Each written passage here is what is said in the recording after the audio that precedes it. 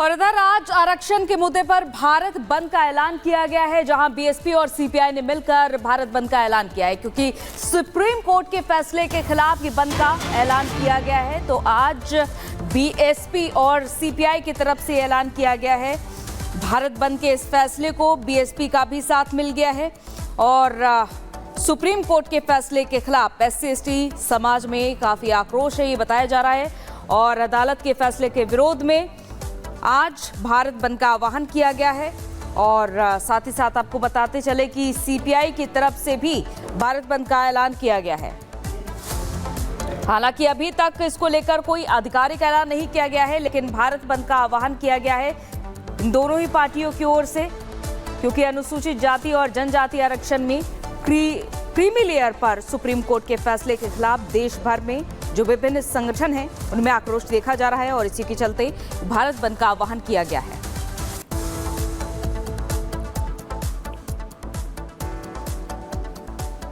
और बात Kolkata rape murder मामले की करते, इस मामले में सीबीआई का एक्शन तेज हो गया है। सीबीआई लगातार छानबीन कर रही है और आज कहा जा रहा है जो आरोपी संजय रॉय है उसका पॉलीग्राफ टेस्ट भी हो सकता है। बड़ी खबर आपको बता रहे हैं, कोलकाता रेप मर्डर केस में सीबीआई का एक्शन तेज हो गया है। आरोपी संजय रॉय का पॉलीग्राफ टेस्ट आज हो सकता है, ये बड़ी खबर आपको बता रहे हैं। लगातार संजय रॉय से सीबीआई पूछताछ कर रही है, तो ये भी जानकारी मिली कि आज सीबीआई जो है पुलिस कर्मियों का भी बयान दर्ज कर सकती है।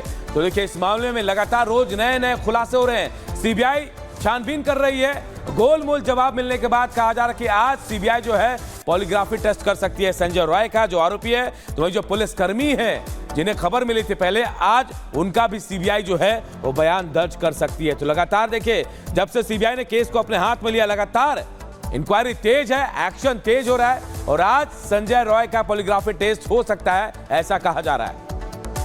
तो इस हैवानियत के खिलाफ देश के लोगों में गुस्सा है और आज सौरभ गांगुली भी प्रदर्शन करने वाले हैं इस केस को लेकर के। अपनी पत्नी डोना गांगुली के साथ वो प्रदर्शन करेंगे, क्योंकि जहां एक तरफ डॉक्टर्स में नाराजगी देखी जा रही है, पूरे देश में उबाल देखा जा रहा है, आक्रोश देखा जा रहा है, तो वहीं कोलकाता कांड के खिलाफ सड़क पर आज सौरभ गांगुली भी उतरने वाले हैं और अपनी पत्नी डोना गांगुली के साथ वो भी इस कांड को लेकर प्रदर्शन करेंगे। जिस तरह कोलकाता के आरजीकर मेडिकल कॉलेज में ट्रेनी डॉक्टर के साथ दरिंदगी हुई और उसका मर्डर हुआ, उसके बाद पूरी सड़कों पर देखा जा रहा है इस तरह का आक्रोश और आज सौरभ गांगुली भी प्रदर्शन में शामिल होने वाले हैं।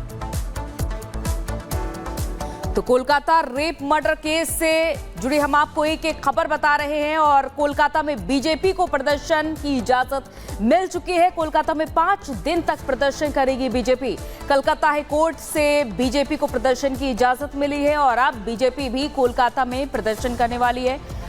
नाराजगी जाहिर तौर पर देखी जा रही है, लेकिन साथ ही साथ इस मामले को लेकर सियासत भी जारी है। तो दूसरी तरफ सीबीआई का एक्शन भी तेज हो चुका है और ये पता लगाने की, खंगालने की कोशिश सीबीआई की ओर से की जा रही है कि आखिर इस वारदात के पीछे किस किस का हाथ है। फिलहाल संजय राय जो आरोपी बताया जा रहा है उससे भी लगातार पूछताछ हो रही है और संदीप घोष जो इस कॉलेज का, इस अस्पताल का पूर्व प्रिंसिपल है, उससे भी पूछताछ हो रही है। लेकिन आगे ये भी देखा जा रहा है कि तमाम लोगों में नाराजगी है, गुस्सा है, सड़क पर उतरकर विरोध प्रदर्शन भी किया जा रहा है और अब बीजेपी भी इसी प्रदर्शन का हिस्सा बनने वाली है। बीजेपी की जहां आज प्रदर्शन को इजाजत मिल चुकी है।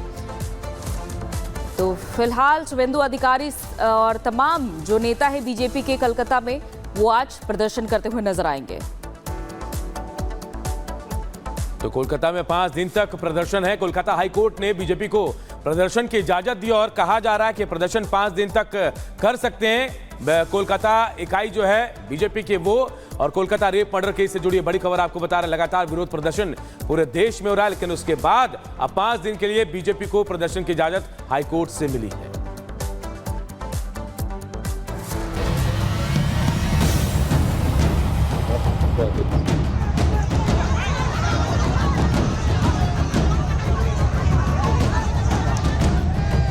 कोलकाता में ट्रेनी डॉक्टर के साथ हुई हैवानियत से पूरा देश हिल गया है।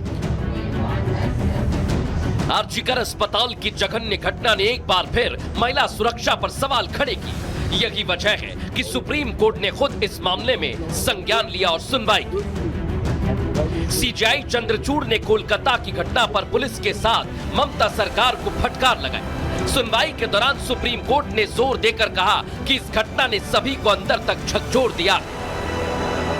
बंगाल सरकार की तरफ से सिब्बल साहब ने बोला कि 7,000 लोग आ गए थे इसलिए पुलिस भाग गई। तो सवाल ये बनता है कि 7,000 लोग एकाएक आए कैसे?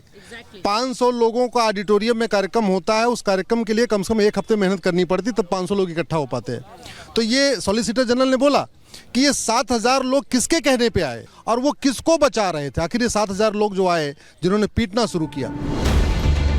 आरजीकर अस्पताल में ट्रेनी डॉक्टर के साथ हुई जघन्य वारदात ने डॉक्टर्स की सुरक्षा पर, खासकर महिला डॉक्टर्स की सुरक्षा को लेकर नई बहस छेड़ दी है।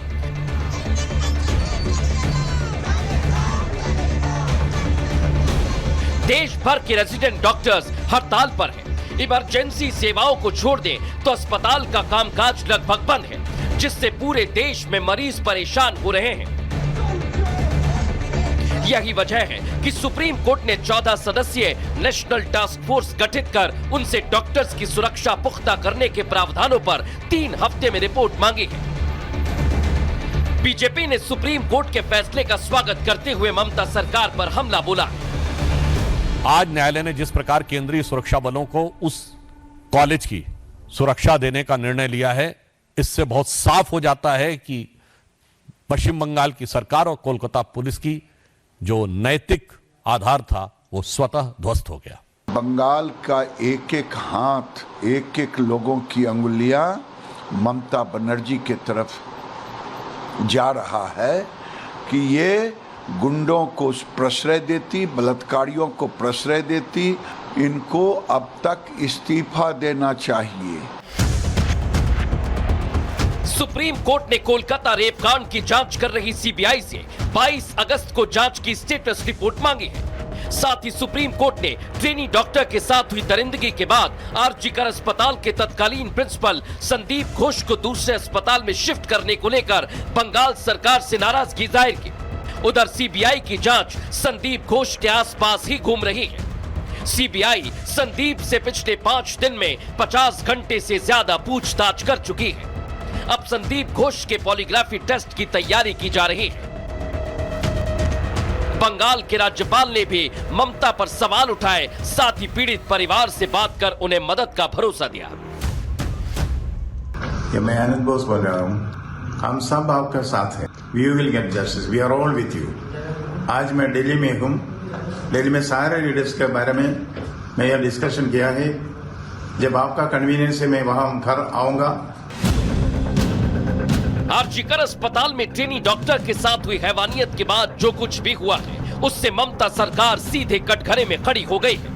पहले इस वारदात को आत्महत्या का रंग देने की कोशिश हुई, परिवार से सच छिपाया। घटना स्थल पर सबूत मिटाने के लिए रेनोवेशन का काम शुरू हुआ और जब बंगाल हाई कोर्ट ने पूरा मामला सीबीआई को ट्रांसफर किया तो कोलकाता पुलिस ने जांच सौंपने में देरी की। उपद्रवियों ने अस्पताल और डॉक्टर्स पर हमला कर दिया।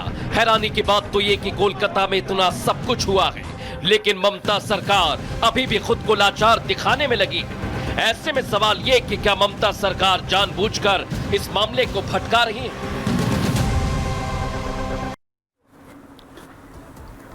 तो कोलकाता रेप मर्डर मामले में पूरे देश में उबाल है, नाराजगी है, गुस्सा भी नजर आ रहा है। लेकिन सबसे बड़ा सवाल राहुल गांधी पर खड़े हो रहे हैं, क्योंकि राहुल गांधी अब तक चुप है। और सवाल यही कि आखिर राहुल को किस बात का डर सता रहा है। और जब राहुल गांधी से सवाल पूछा गया तो वो इसे कह रहे हैं कि भटकाने की कोशिश की जा रही है।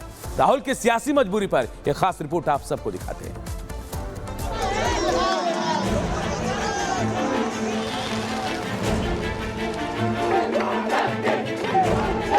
यहाँ पे मैं डिस्ट्रैक्ट नहीं करना चाहता हूँ, इसलिए मैं यहाँ इनका मामला उठाने आया हूँ। ये डिस्ट्रैक्शन है राहुल गांधी की। राहुल गांधी उत्तर प्रदेश पहुंचते हैं, राहुल गांधी मध्य प्रदेश पहुंचते हैं, राहुल गांधी दूसरी जगह जाते हैं, पर राहुल गांधी बंगाल नहीं जाते। कोलकाता के आरजीकर अस्पताल में ट्रेनी डॉक्टर से रेप और हत्या की खबर सामने आने के बाद पूरे देश में उबाल है।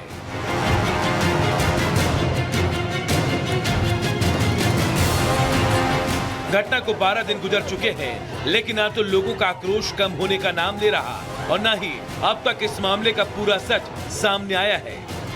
बीजेपी इस मामले में पहले दिन से ही बंगाल सरकार पर हमलावर है और अब तो सुप्रीम कोर्ट ने भी इस मामले में सीधा ममता सरकार को फटकार लगा दिया।